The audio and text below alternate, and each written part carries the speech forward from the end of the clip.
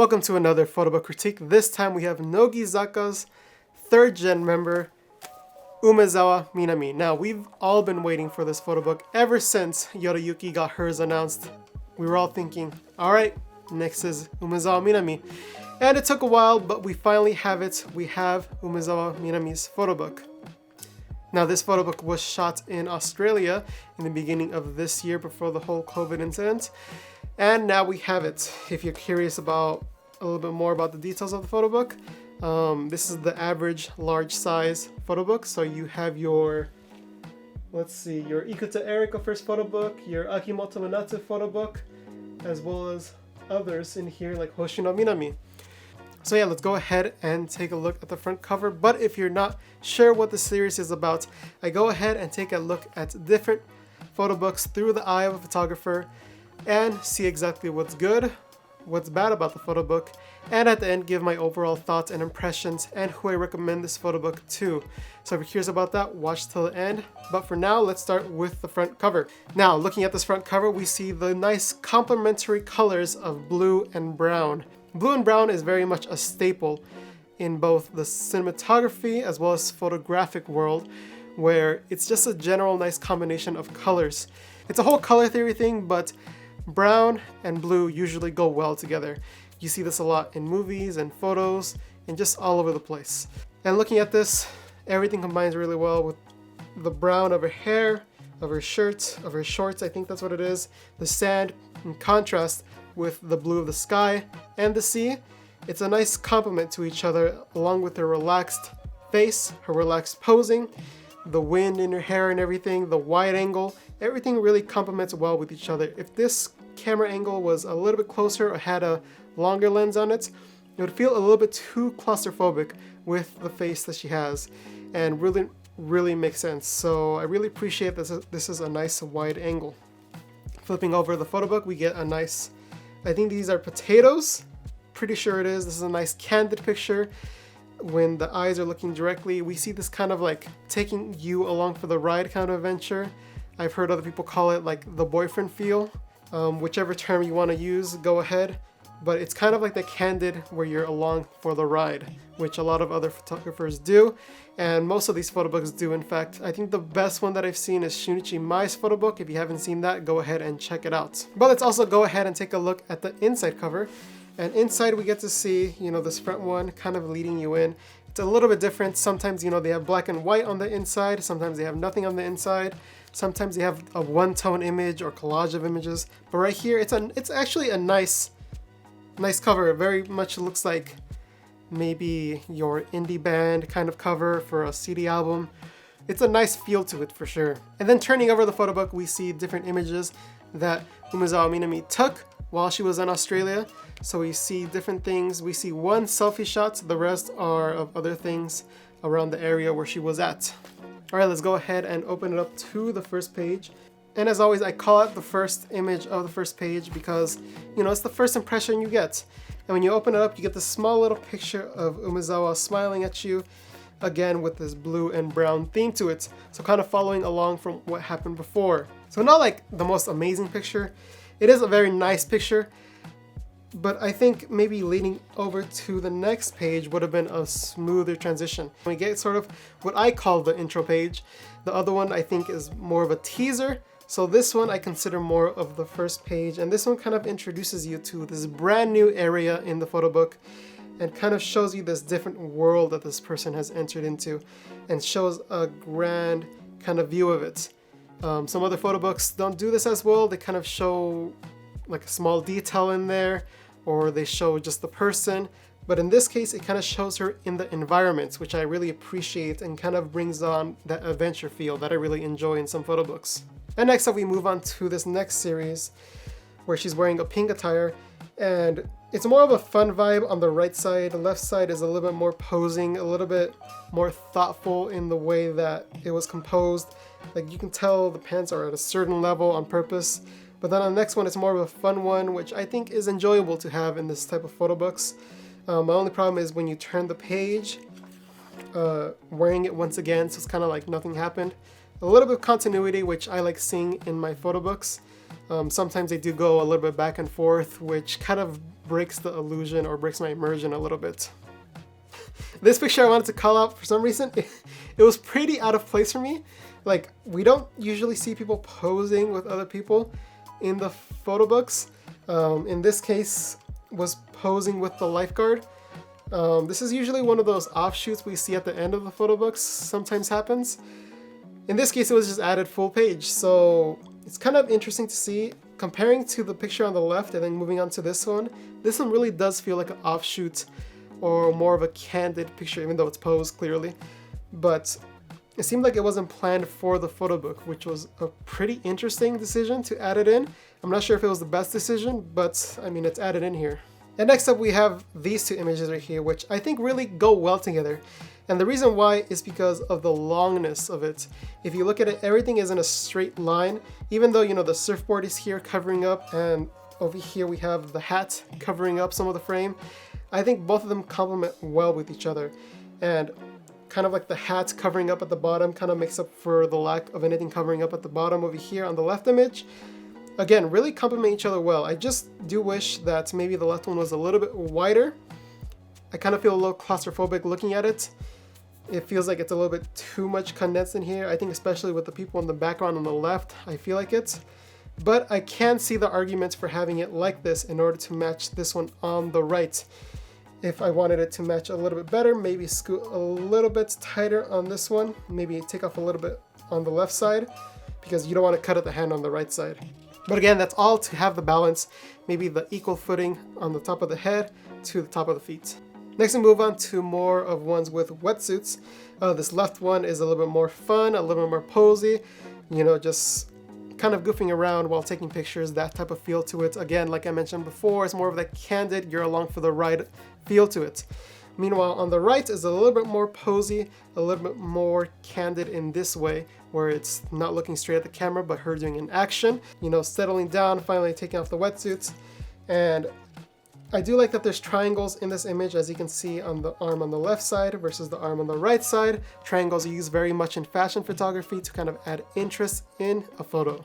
And with her kind of arching and plus rotating the shoulders a little bit, kind of shows a little bit more shape into her body.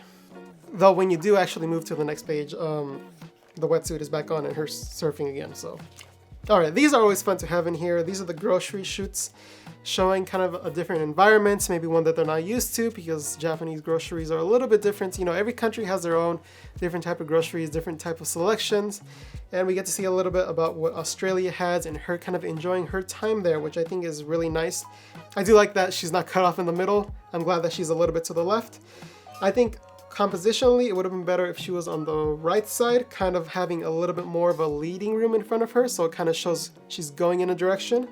But I think this one kind of helps out with the dividing line, kind of having her on the left side, kind of showing that she's a little bit too fast for the camera.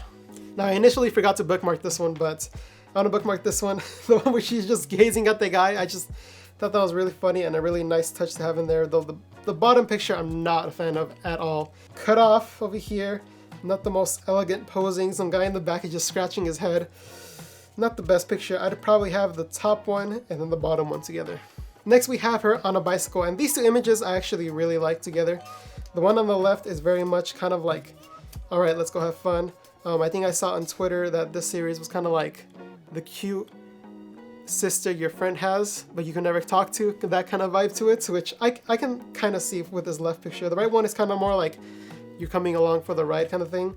But yeah, the pose on the left is just really good. I mean, the expression she has on her face, if you look at it, it's very much of a more confident smile versus just like a happy smile, which I really like. And as well as the hand posing kind of shows off that confidence with no claws, very smooth hand movements, and very soft, gentle features on the hand that I think really helps show it off, along with the strong shoulders, you know, elbows down, kind of angled, really just shows it off, as well as having the leg inward, if you can tell on the bicycle, really adding shape to the body, which helps Umezawa in this case. Next, we move on to these, and these two are not my favorite, and that's due to the fact that on the next page there's something actually better. But looking at these two real quick, if you can see, the angle might be a little bit too awkward. Like, I know lower is usually better for these types, but I feel like it's too claustrophobic again. If it was a little bit wider, had a little bit more headroom, you can see that it would actually be a little bit better. If you look right here, I have a little bit of headroom, but if I was like this the whole time, it would feel a little bit claustrophobic. And then this one on the right just looks a little bit awkward in the posing. The sun is coming off a little bit too much, giving her a little bit less shape in the body compared to, let's flip it, the next page, which it actually helps give shape to the body because it's going in the indentation and kind of blowing out those features, making her look slimmer than she actually is, which she's actually really slim. And one thing that I thought was weird is that the shutter speed on this is kind of slow. You could tell on her arm on the top. It's interesting that it's so bright, but yet the shutter speed is so low. Next we move on to this nice image over here. It's very soft. The expression on this one really says it all because it's a very nice, soft expression, but yet kind of reeking of confidence. I don't know, it's kind of drawing you in, pulling you in with the face she's making. And kind of like her, like hiding herself, but yet there's like open spots with the shoulder being exposed, with the belly button being exposed. It's a really nice image. Again, the background could be a little bit straighter over here, but I think that the angle along with their shoulders and everything, adding shape to the body, I think it all really works well and it doesn't distract me so much that the background is crooked. Next up we have these, which is like, I see a lot in some contemporary photography where it's like the milky bath. I don't know what they add. Sometimes they add milk in there, sometimes they add different elements, but this one seems a little bit odd for me. I'm not sure if the lighting really helps along with this one on the left. I don't know, it just looks a little bit too mixed lighting for me. The candle gives off this yellow light, but yet there's this blue light coming in, filling in on the shadows, and there's this, must be a window light in there or something, or some lights are turned on because there's a lot of shadows everywhere. And honestly for me, that's really distracting. So this image on the left could have been a little bit better if it was more controlled in the light aspect. Because I think the pose overall is really good. Like the hanging hand over there on her front of her forehead, really nice. The pose she has, the expression is all really nice, but the lighting in here really kills it, especially those blown out candles. But the image on the right I thought was pretty funny. Wanted to talk about it a little. It just looks like a dismembered head. I mean, if it was maybe clear water, then this one would make more sense. Like if we were to flip a couple pages over, talk about the next section where we see clear water, this is where it makes more sense compared to the milky bath. In this one, I actually really like the series. Kind of reminds me of some directors that do kind of this angle and do this underwater scene. But this top left one and this bottom left one, I think together really are strong together. It's kind of like her having fun, but then the bottom one is kind of like her underwater, and then like the posing she has kind of like trapped. I don't know, just really expressive to me. And then like her hair being up and everything, kind of like it being all over the place on the bottom one compared to the top one where it's a little bit neater. I don't know, it just says a lot to me. Now I want to call out this image right here because the lighting is really nice on this, and that's thanks to the white sheets that are around here along with the white bed, as well as the window light. If you look in her eyes, you're able to see a little bit more of the window light coming in, but then everything else just filling in those shadows. And I've talked about this in previous videos, but having her wrapped around this white sheets really helps fill in the shadows. Like if you look at my shadows right now, you see over here there's shadows, over here there's light, right here there's shadows. But then if you have a white sheet around you, then it really helps fill it in everywhere and makes it look really nice and glowing. Compared to a flat light, which is just in the front of the camera, which is kind of like a ring light and everything, which doesn't always look the best. I wanted to call out this image on the left. I actually really like, off into the distance. Even though usually when you're actually taking a picture, this is a really technical thing that happens in studio photography a lot, but when you turn your face, you have to see the skin, because if you turn it too much and just see eyeball, it looks a little bit distracting. And right here we get a little bit of it, but I think the hair helps it, and I think her looking off into the distance, her arm, the pose and everything, and the expression actually really helps a lot with this. Because if it's just, just straight, passport photos like this, then it looks a little bit distracting. But if there actually is intention behind it, kind of looking off into the distance, which the image on the right helps complement, then it actually makes sense. Again, you have to kind of know the rules in order to break the rules. Now I want to talk about this image on the left side, and I want to say I do like this image. The posing on this is really good. I think if this was an ordinary person, then I think the image could have been seen as a little bit tired, or like you have a headache. I don't know if you guys have ever seen that, but like sometimes when people go like this, kind of looks like they have tooth pain. And this is one of those situations where if you have a great expression and you're able to control your hands well for the photo, then I think it really helps shine in comparison to other photos. Even from the way she has her feet overlapped and her legs overlapped to the way her hands are, I think it really helps complement each other. And like the expression in the eyes especially, if you look at the eyes just tell a whole story. And that's something I really enjoy about this photo. If you look at the lighting, it's not the most amazing, but I do enjoy the fact that there is a hair light there, and it kind of helps shape her face a little bit. There's a little bit too much shadow in there for me, making her look a little bit older, but maybe that's the vibe they're going for. All right, now moving on, we get to see a little bit more of adventure with her going up into the air. And I'll only talk about these pictures because the other pictures she looks a little bit scared, to be honest. She's trying to smile and everything, but it's not the greatest expression she has. I could tell she had maybe a little bit of a tough time, or maybe was a little bit too excited. You never know. But those photos, if you want to see those, you have to buy the photo book for yourself. But let's talk about these two images right here.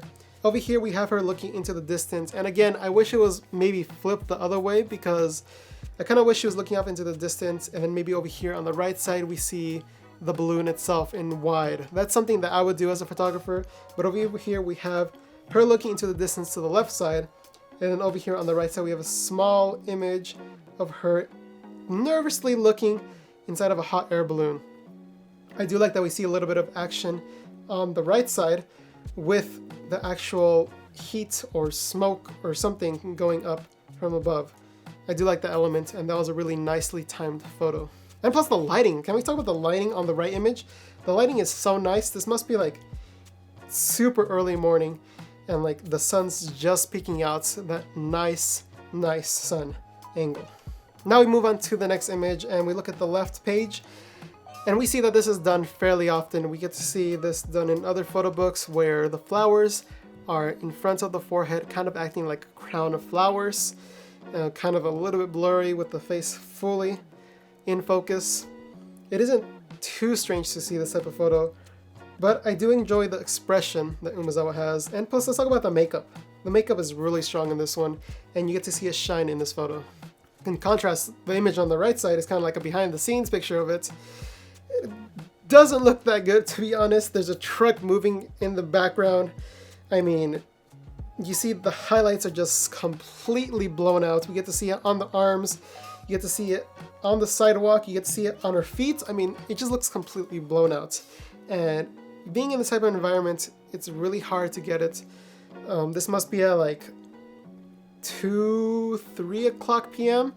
where the sun is coming down from the middle, and it's still a little bit too harsh to take good photos this wide with this contrast of light. Because if you were to step down in exposure, then her face would be too dark in order to expose for her arms and her legs. So yeah, it's a really tough.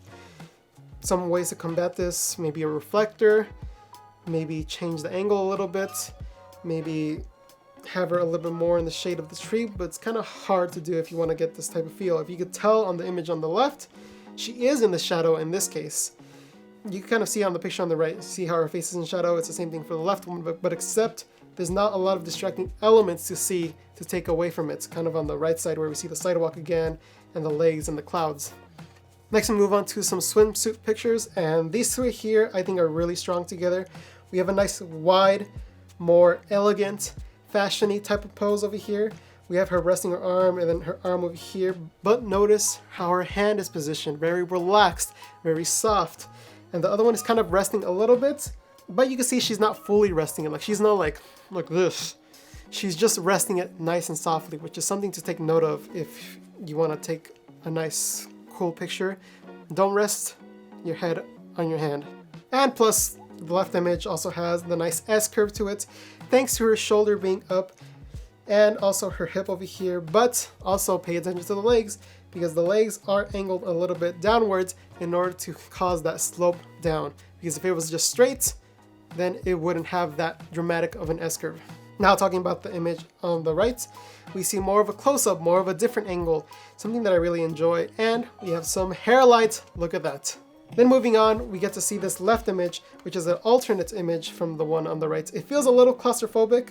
Her arm is bent a little bit backwards, kind of distracting, but I think the image overall is nice, especially with the lighting on her face. You can see there's a reflector in the eyes, and that really helps fill in her face over here. And that light coming in from the back, separating her from the background, as you can see. And I think overall this is a nice image. Feels a little claustrophobic, to be honest, not enough headroom.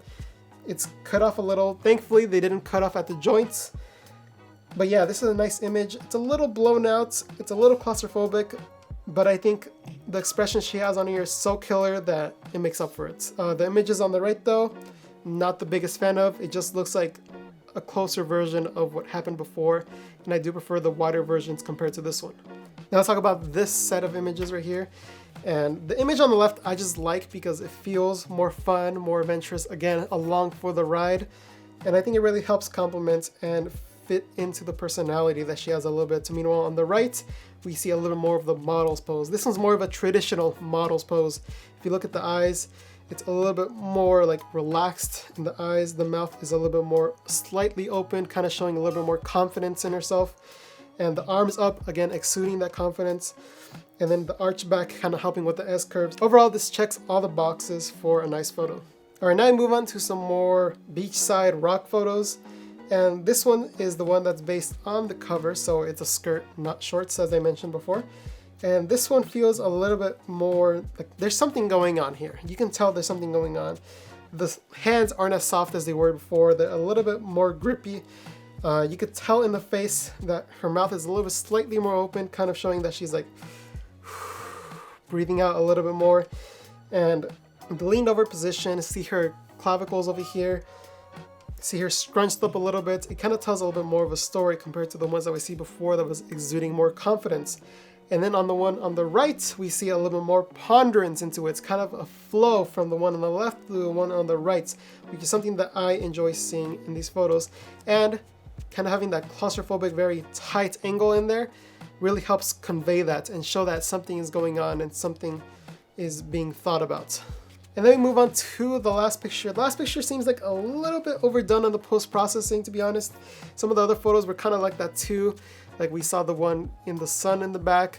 We saw the one inside where the sun was shining through the background that was causing a lot of highlights.